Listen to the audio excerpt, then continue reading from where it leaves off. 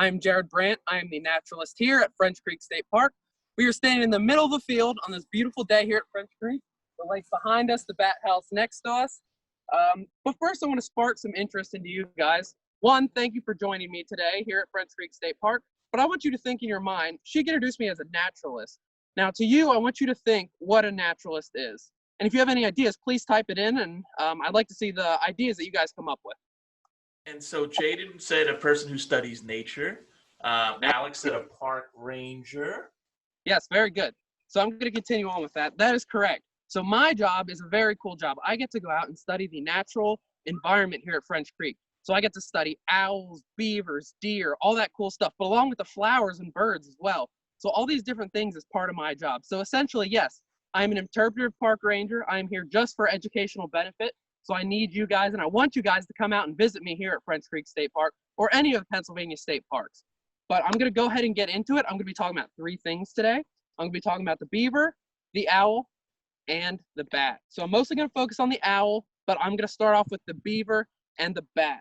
So I'm going to go ahead and start with the beaver. So before I start, I want you guys to brainstorm about what you think you know about a beaver. What do you know about a beaver?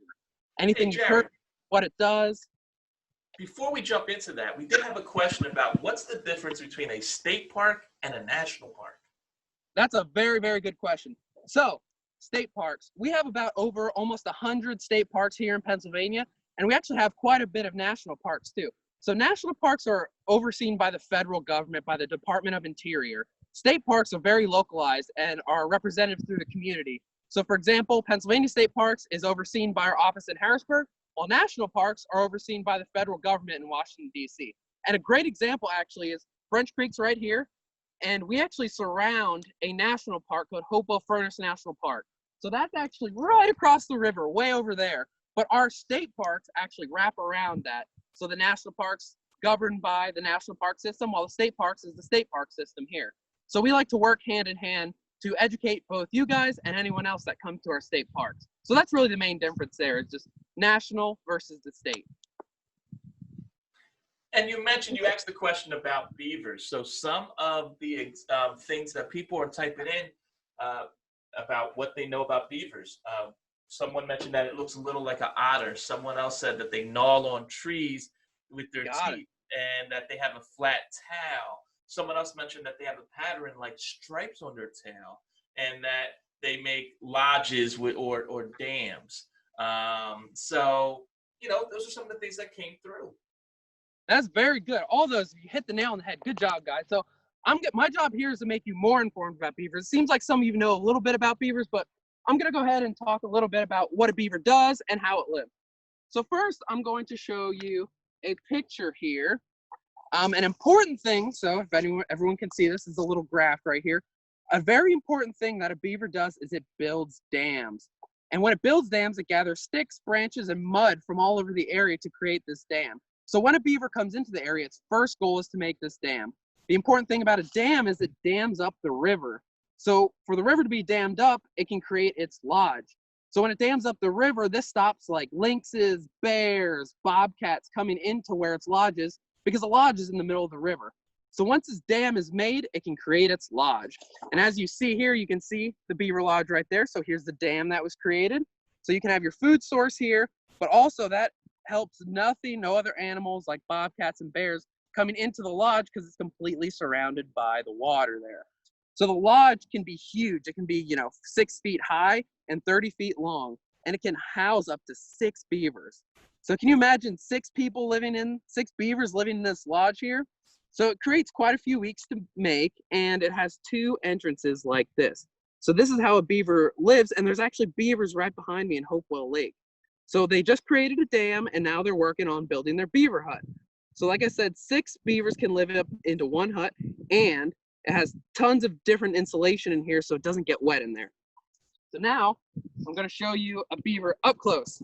So this is what a beaver selfie looks like. So this is what your beaver would look like if you stole your phone and took a selfie. So you can see his big old teeth there. Despite belief, beavers are actually vegetarians. And I believe one of you said about it gnawing on trees. That is very right. So the beaver will gnaw on a tree to break it down in order to make its lodge, but it will also snack on the branches as it's eaten as well. Someone also said something about a rudder. So yes, the beaver has a big long tail. It uses it as a rudder so it can swim. It'll also slap on the water to make a warning sign if anybody's nearby that it doesn't like.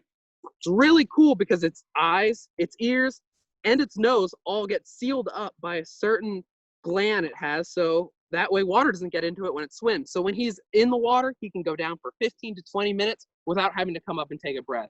And all those different entities for the ears, the eyes, and the nose seal up the water. So therefore, it can breathe or it can be underwater without water getting in. Also, behind its teeth, he actually has an extra pair of lips. So he can grab a stick and carry it back home to its lodge without having to drink the water. I'm going to show you two more things about the beaver.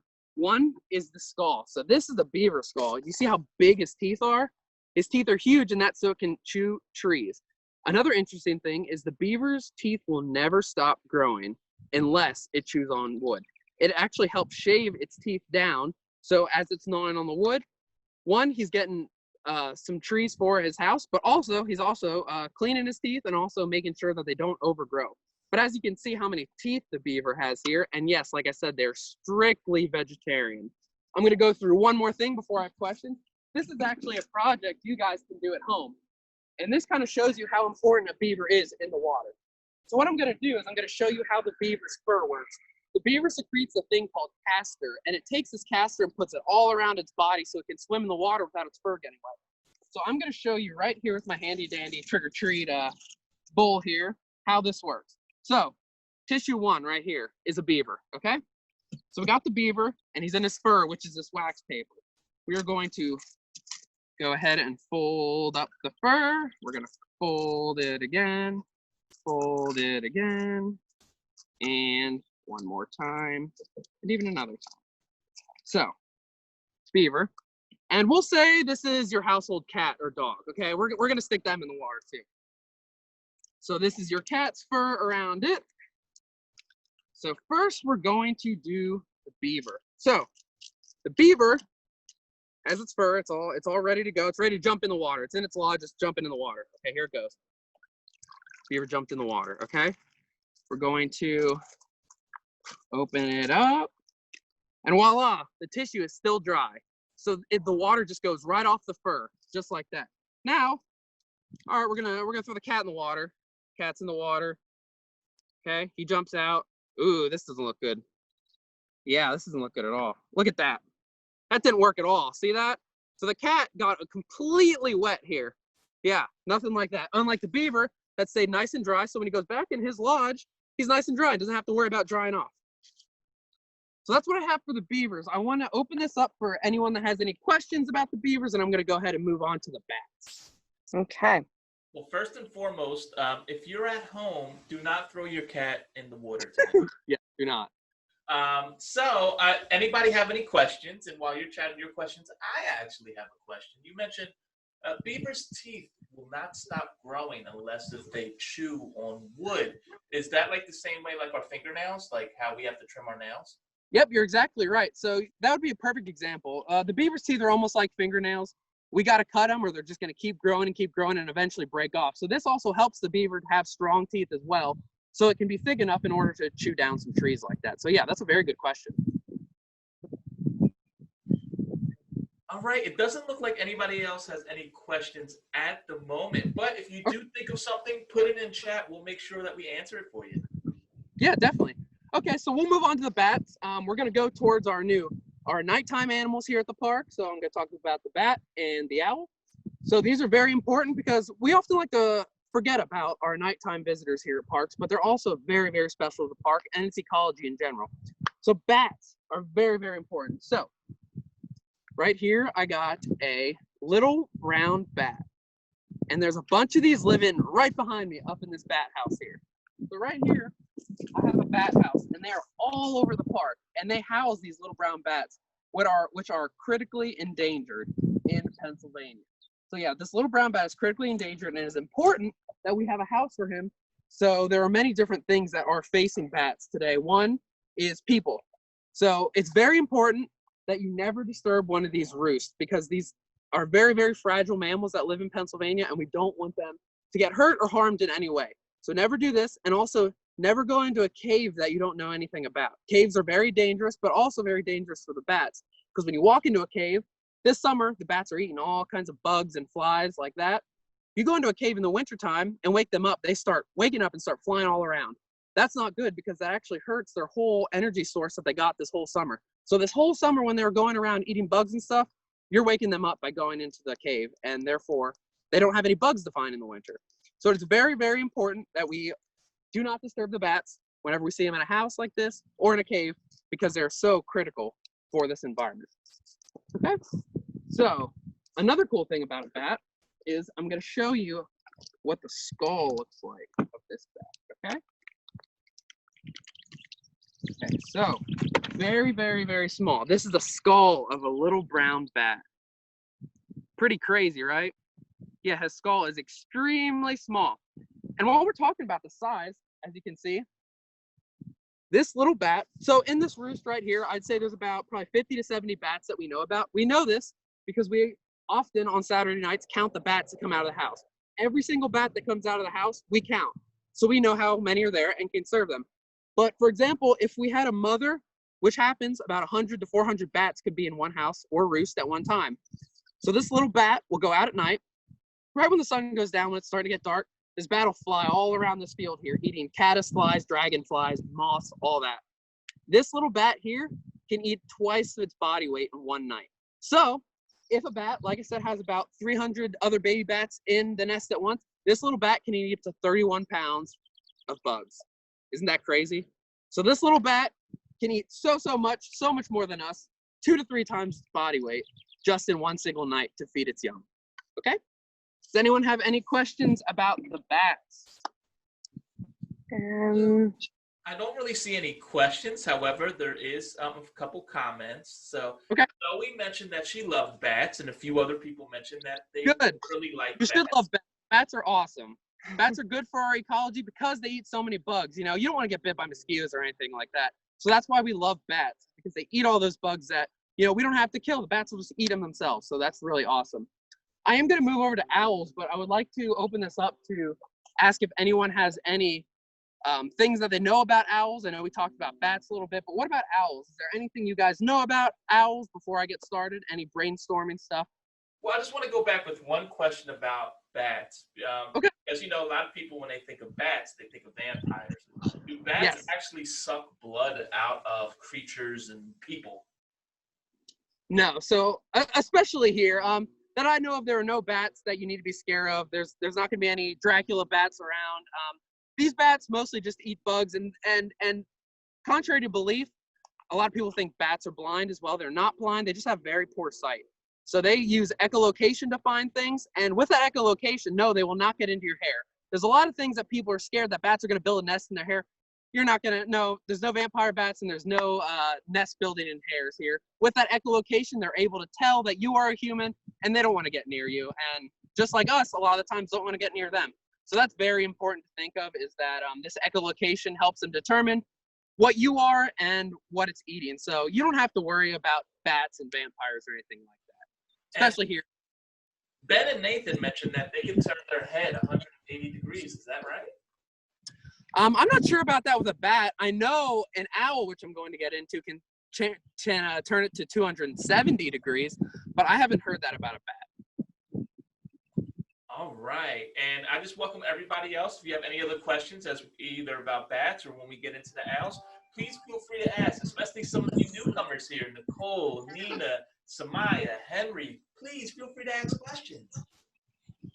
Yeah, awesome. I love questions, guys. Don't be scared. I'll answer any question you have. You know, even if it's a comment, like I really like that bat house, because this is something you don't really see a lot, is a bat house like this. And I think it's very important for you guys to learn that why we have these bat houses in general. It's so important that we protect these bats and all these other creatures that are here at French Creek. But like I said, we're going to move on to owls here. If nobody has anything to say about owls, I'm going to go ahead and dive in. A few things about owls. So apparently that 180-degree comment was about owls. So I apologize. I messed that up. Alex mentioned that they have eyes the size of tennis balls, but they have extremely great eyesight. Jaden had mentioned about it being the symbol for Athena, the Greek god of wisdom, and that owls are supposed to be very smart. There's also a comment about how they eat snakes. And rodents and even some small mammals. Those are some of the comments here. And if anybody else has any other comments about owls, please put them in the chat. Yeah, that's awesome, guys. I mean, you guys hit the nail on the head there again. I mean, those are great observations, and those are actually all correct to an extent. The tennis ball thing I'm going to get into real quick. That's almost right. Everything else is completely correct. Yeah, owls, I like to call here, are the nighttime ninjas at French Creek. They are so quiet, and they have tons of attributes that make them extremely quiet. So we're going to go over here and check out one of our owls, the great horned owl. I'm going to go through the attributes about him, along with our eastern screech owl here. So I'll start off with going through many attributes about the owl. So I'm going to start off with its ears. I want you guys to think to yourself while you're looking at this owl, where are his ears? You're probably thinking here, right? I mean, naturally, you'd think these are the ears. These are actually the tufts. So these are the tufts of the owls. You can kind of think of this as hair from one person to another. So for example, if the screech owl was flying, it would be able to tell that this is a great horned owl, not only because of its size, but because of its ear tufts. So we think it's actually a way for owls to recognize one each other, not necessarily for its ears. So it's more of a characteristic or a hairstyle for the owls versus its ears. Its ears are actually offset right here. So one ear would be here and one ear would be up here. So they're actually completely offset and covered by fur. This is so when they're sitting on a branch, they can hear something on this side, and then this side, they can kind of triangulate their prey using their ears. Now that does go back to their head. Their head can turn 270 degrees, which is about 3/4 the way around, which is definitely more than we can do. If you're sitting at home, you can probably turn your head this way and then turn your head this way, but that's about it. Owls can actually go behind them, not 360 degrees around, but 270. It's actually very impressive. So yeah, with the ears, that's how they triangulate their prey, and they can use those ears just by turning their head like this. Next, we're going to go to the eyes. So I heard somebody say about the eyes the size of tennis balls. Yes, if an owl was my height, which is 6 foot, so if you saw a 6 foot tall owl, my eyes would look like this. They would be huge. That'd be kind of scary, right? So no, the owls do have very large eyes compared to their body size like this. See how big they are? They have huge eyes because this creates more surface area, so more light can go into their eyes, so therefore they can see at night and be nocturnal. So that's very, very important. Another cool thing about their eyes is they are called binocular, which, can you think of anyone else that has binocular eyes? If you said us, you're right. We have binocular eyes like this.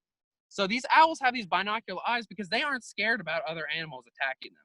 They don't have to worry when they're sitting in a tree to look left, to look right, to see if, a lion's going to jump out and get them. They don't have to worry about that. On the other hand, songbirds do. So as you can see, they're both birds, but at the same time, look, these eyes are on the sides. This way, that gives them 2 views of sight so they can look left and right before anything comes and attacks them. Other than that, the owls don't need to do that because of how big their eyes are, but also that they can see forward and don't have to worry about it. So next we're going to go down onto its big old beak. So yeah, it has a beak just so it can eat prey, can snatch it up and swallow it whole a lot of the times if it's big enough. So if it's a mouse, it might swallow it whole. If it's a snake or something, it might have to do a little work with its beak there, but it's also for protection as well. It's very important that they have a protection of a beak, so if any other predator does come after them, they can fight with their beak and, of course, their claws. So somebody also mentioned about a snake. Yes, they do eat snakes. And I don't know if you can see this here if you come real close. They actually have little grips here, right? These are actually called talons, not feet, but talons, so they're long nails here, so they can pick up things, birds, sometimes raccoons, something real big too. But these right here are called, these are their grips here, so they're able to pick up snakes. So their snakes can't slither out of their talons because they have this specialized thing. Now think to yourself, what do you notice about this versus this? It'd be the claws, right? Yeah, so the claws are completely different. These talons are much bigger than what a crow would be. Crows don't need to pick up many different things. They just need to pick up little twigs and maybe some other food sources, but the owls need to grab something big. So they have these big, strong talons. It is very, very important in general with birds, if you see a baby bird on the ground, to just leave it where it is. Its mother is around, it is watching it, it's not hurt. This is nature. Sometimes birds fall out of nest early, but their mom's normally always feeding them and watching them. So you don't need to worry if you find a little Fledging is what they're called, a baby bird. Don't worry about it. Let them alone. Mom will come back for them. On the other hand, especially when it comes to owls, if you see a baby owl, you never want to touch it because its very, very sharp claws can hurt you, and so can its beak. So it's very important to leave an owl where it is if you see it hurt in the wild. It's important to call your local park ranger or somebody that deals with it, but don't you ever do it yourself. I'm going to go on to its wings now. So this is actually an owl wing here. It has specialized feathers. So there's little holes through these feathers that have air go through it. So when it flies, it doesn't make a sound versus like a crow or a blue jay. The owl can glide so smoothly through the forest because of the air that goes through its wings.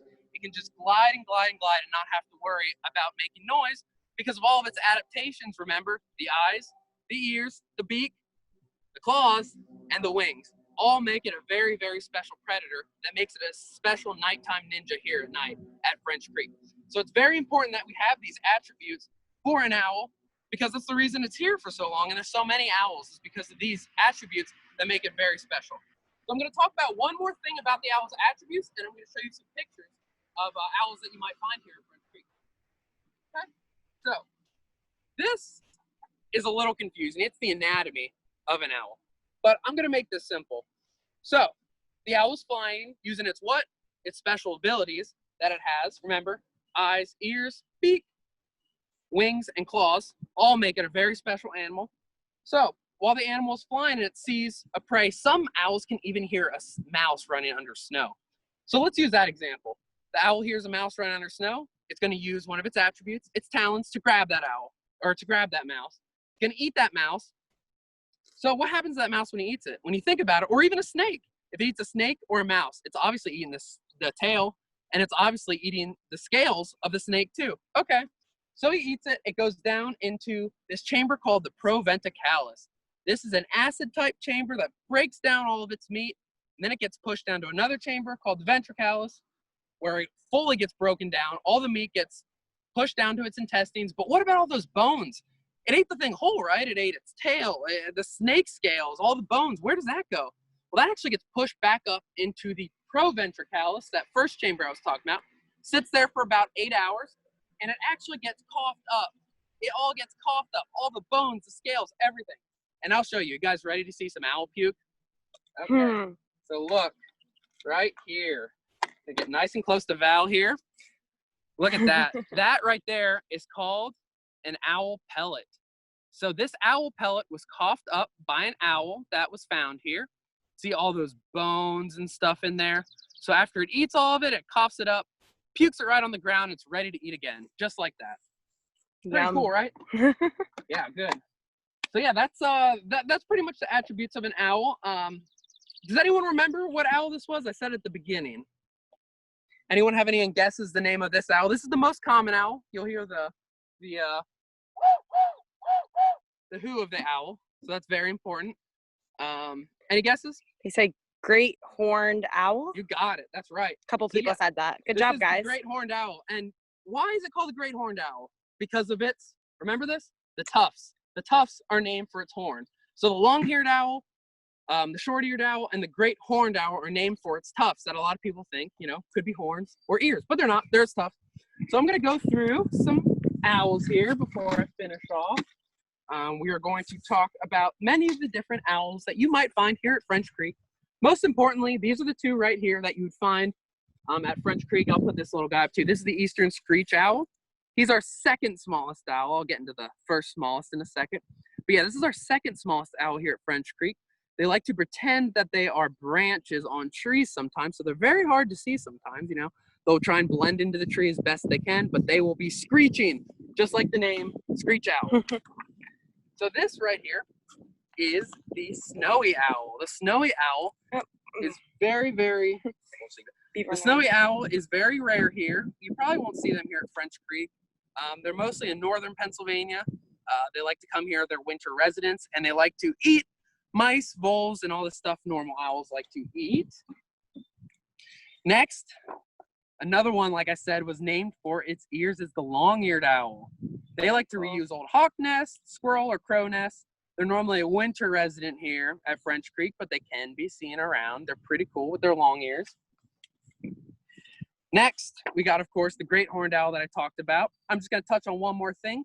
They actually like to design their camouflage. So the color of what they look like. So if you look over here, you can tell that these guys are a little bit different here. That's because this one blended into its environment and this one is blended into this environment. So they actually live in two different environments, and you see how this one's darker versus that one's more tan.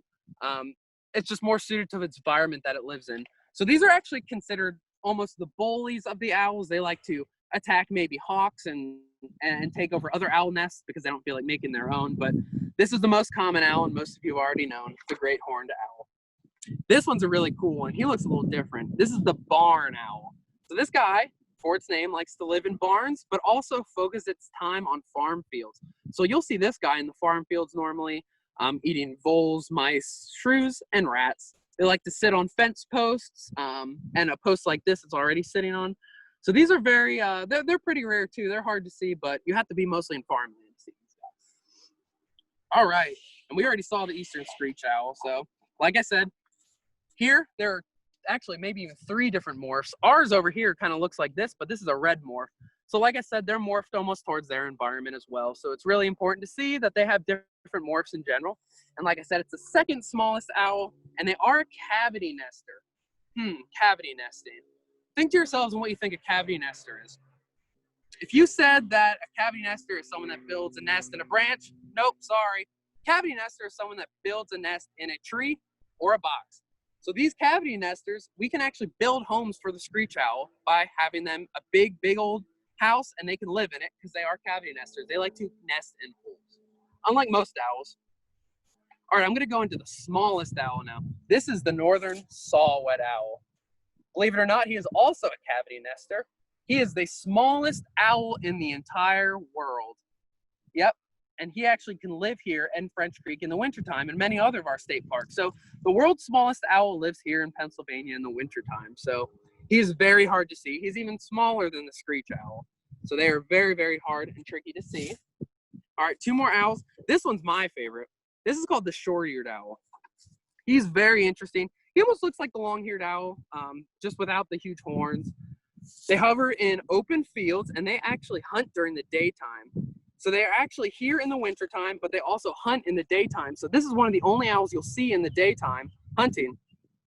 Its sound almost sounds like a bark of a dog. So if you hear a dog and there's no dogs in the area in the wintertime, it may just be one of these owls. Almost 200 of them could live together in one roost. And unlike our cavity nesters, remember the word cavity nester, and our other owls that live in nests, these guys actually prefer the ground.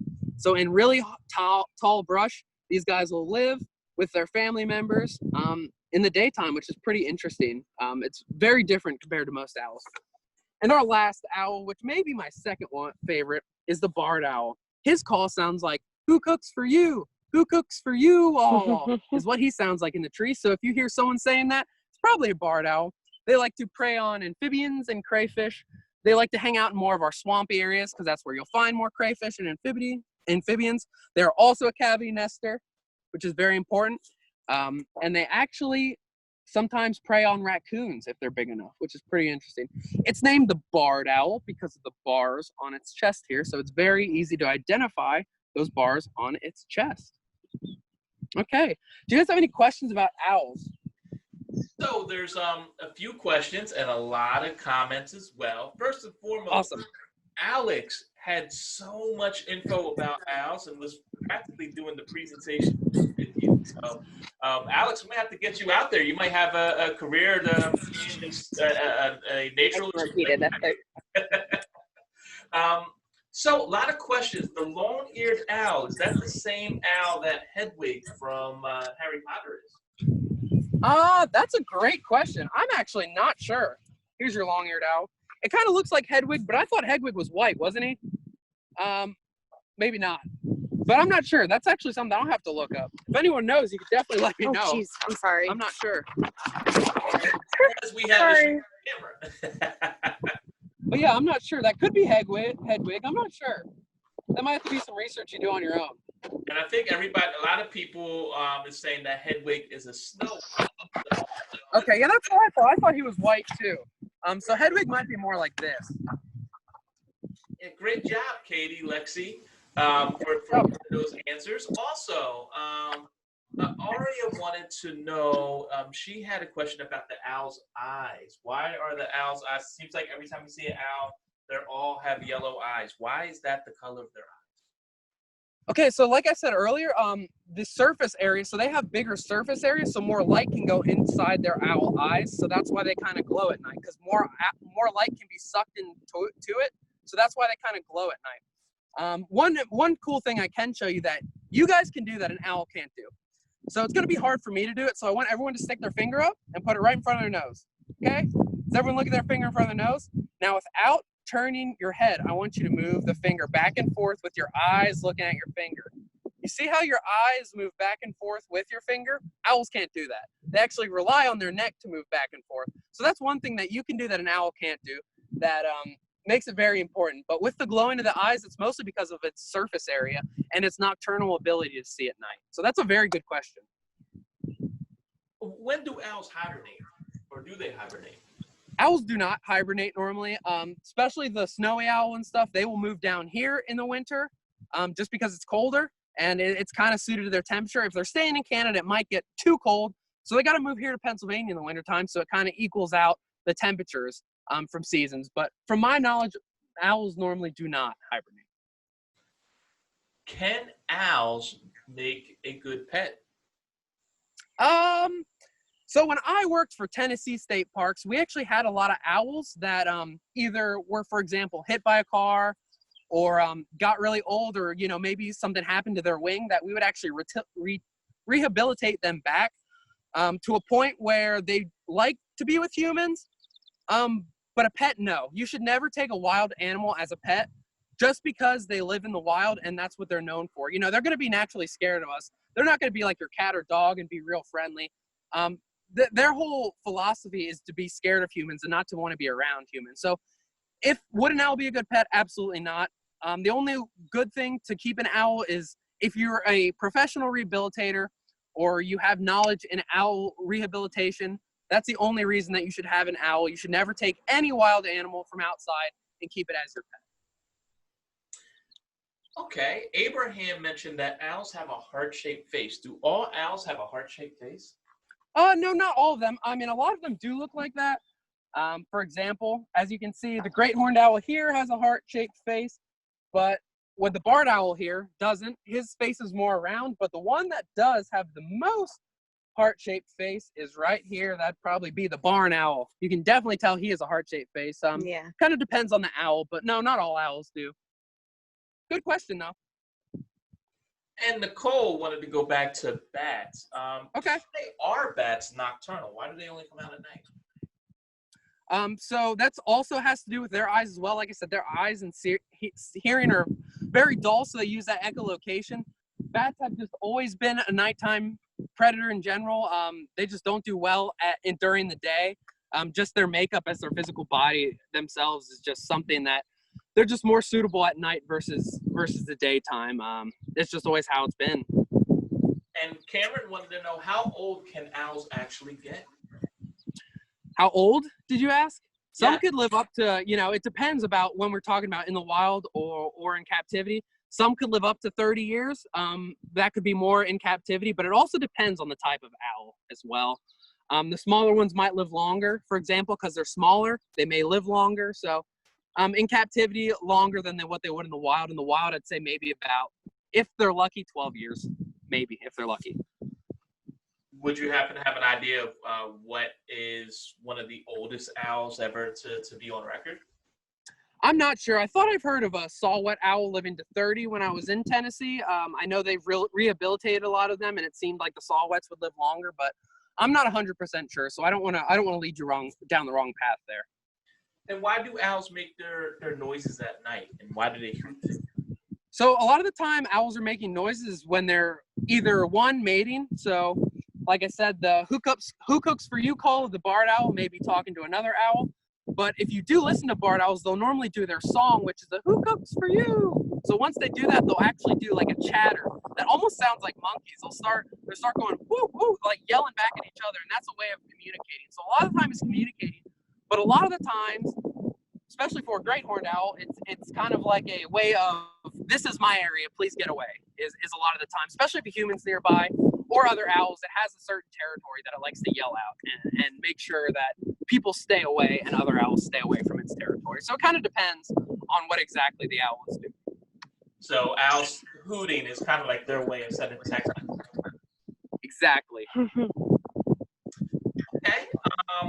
So if you have any, put them in the chat. I did want to ask you, Jared, can you tell us exactly where is French Creek, Marsh Creek, and if people wanted to visit, how does it go about doing that? So if you'd like to visit French Creek or Marsh Creek, so Marsh Creek is located in Downingtown area. So, you know, not too far from Philly at all. French Creek's a little further. This is in Morgantown in Elverson, Pennsylvania. And French Creek has tons of hiking trails, biking trails. So does Marsh Creek, but we have 8,000 acres here in French Creek. So it's very important. It's a lot of different, we have 2 lakes to go to. So you can come to Hopewell Lake, or you can go up to Scotts Run Lake. There's many different things you can do. Like I said, hiking, biking, all that good stuff. You can rent kayaks and canoes, and you can learn about all these different critters that I showed you about today. I would actually like to go in and show you one more thing. Just as like a side thing, I'm going to show you an invasive here in Pennsylvania. Before I continue, I'm just going to do this last bit and I'll wrap up. Can anyone tell me what an invasive is, or if you know about invasives?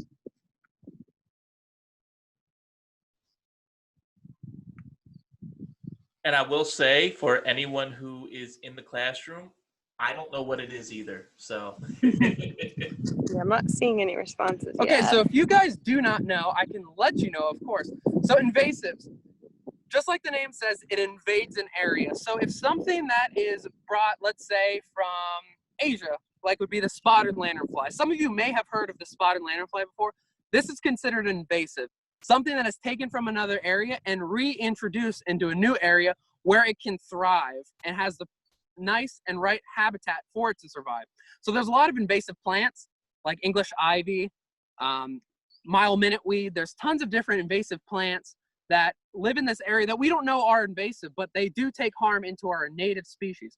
So this right here is a spotted lanternfly. This is an invasive species that was introduced from Asia in Pennsylvania. So right now, these spotted lanternflies are only in these areas of Pennsylvania and a little bit north of Pennsylvania and a little bit south. So they're not quite spreading yet. These are actually do a lot of damage to our trees because they have this hook underneath them that sucks out the sap of a tree and makes the tree all dry and kind of kills them out. So this spotted lanternfly right here, they aren't dangerous to humans. They are not dangerous to humans at all. So if you see a spotted lanternfly, it is important that you dispose of it. Is the norm here in Pennsylvania State Parks and in general from the Penn State Extension is to get rid of these, is to completely get rid of them in general so they stop killing our trees. So I want to show you what the spotted lanternfly looks like. They're soon going to be looking like this, which is kind of like the red on the wings and the tan here. These are their nymph stages. They're actually on this bigger black one right now. That is stage 3 nymphs. That's what they're doing right now. So they like to hop around and fly. They're black with white spots on them. And they're all over the place. I see them all over French Creek. And this is what their nests look like. So they actually have like this sap-based nest that's almost like clay on the side of a tree that they make that they stay in over the winter time. Once winter's over, they hatch and they come out of these sacks like this. So it is very important, if you guys see any of these sacks that look exactly like this, is to scrape them off with a card and put them in rubbing alcohol, because we don't want these invasives to spread at all, just like the rest of invasives here that live in Pennsylvania. But this is one that is very, very critically important that we get onto in early time, because if we continue to let them go and spread, then they're just going to keep killing our native trees. So this is something that I need your help with, and everyone's help, your parents, your family, everyone is very important to do your own research on the spotted lanternfly and just to get rid of it and keep its population down in general. So I just thought I wanted to throw that in there, just something for you guys to remember that's really important, that is harming our local ecosystem. Just wanted to throw that in there. So if you guys have any other questions about owls, bats, beavers, spotted lanternfly, I'm here. You can let me know. And Lexi actually got the answer right. She was a little late on getting her answer in, but you know she knew what it meant when something. Hey, awesome! I'm glad. So also for Lexi, if someone was to come across this fly, they like they use like a fly spray to try to kill it. Would that hurt the other plants around it? I'm sorry, I didn't hear the question. If they So- use like a spray for it, would that harm the other plants around it? It's not recommended you use a spray because, you know, like I said, it could harm other plants around it. Indeed, the best way to do it is just like I said, scraping the sacks off, but also just squashing the bug in general. I mean, there's this thing that a lot of people do. It's actually a sticky film that they put around their tree. So when the spotted lanternfly is crawling up the tree, it gets stuck on its way up. The only problem with that is it sometimes catches bats. And remember, we don't want to hurt bats. We want to keep bats. So there's actually, you can stick it around the tree, but there's also this guard that goes around that sticky surface. So that's something that's in the making. So maybe, who knows, in the next 2 years or so, we may all have those. We may all have sticky stuff on trees in order to get rid of these predators. But we don't want it to get to that. That's why we need you guys to help stop them in their tracks right now. All right, and I mean, it looks like we're done with questions. Just one last thing. Just remind people again, if they wanted to come visit you or any of the state parks, because with everything going on right now with the coronavirus and stuff, people are a little scared to come out. How would they go about visiting? Should they make a phone call first? What should they do? So believe it or not, all Pennsylvania state parks are free to enter. So you guys can come here anytime you want. You can come here today, tomorrow, anytime, even at nighttime. Always come with a parent, though. It's very important that you guys just abide by social distancing. You know, if you're in a crowded area, it's important that you do wear a mask so we don't, you know, increase the spread or anything. But we have tons of hiking trails that are very social distancing friendly. You can hike on the trail, and a lot of the time on these trails, since we have such a big park, you'll be alone and you might not even encounter another person. But always have a mask with you in case you're in areas. We have a pool here. A lot of people love to come to the pool. If you're in the pool, you don't need to wear a mask, but while you're outside the pool, please wear a mask and practice social distancing. But other than that, you can just come to the parks anytime you want. You can come and enjoy our scenery of our lake, our kayaking, canoeing, hiking, all that fun stuff. And if you want some educational events or programs, you can come in and ask the park office about them, and I'd be happy to go and talk to you guys and your families about many different things that we offer here at French Creek, whether it be the wildlife, or I can take you out on the kayak or anything like that. I am going to, let me find my papers here. I'm going to email Mr. Sheik some pamphlets for you guys. These are actual animal tracks and traces here. So you guys, when you come here or any other state parks, you can look in the mud and see what kind of tracks might have come by from different animals. You can measure them. You can look at the scat they have. You can look at the things that they would do to the trees, whether it be a deer rubbing against it. But also, I have Pennsylvania natural symbols here too. This will talk about your state insects, your state amphibians, your state birds, and your state fish.